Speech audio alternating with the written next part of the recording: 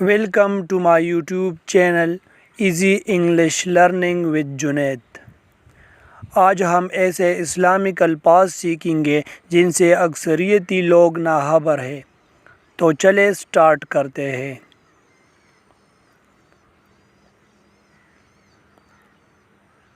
سجدہ کو انگلش میں پروسٹریشن کہتے ہیں، جبکہ تلاوت کو ریسیٹیشن۔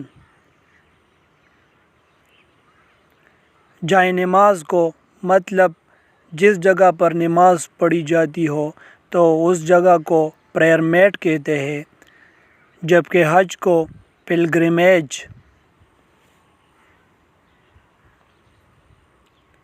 رکوع کو جینوفلیکشن، عبادت کرنے کو ورشپ، قیامت یا آخرت کے دن کو ڈومس ڈے، تسبیح کو روزری،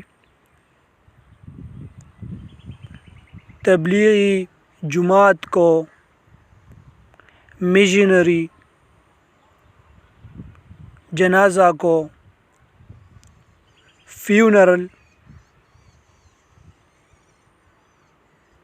وضو کو ابلوشن، پرہیز کو ابسٹین۔ اگر ویڈیو اچھی لگی ہو تو سبسکرائب کریں، لائک کریں اور دبا کے شیئر کریں۔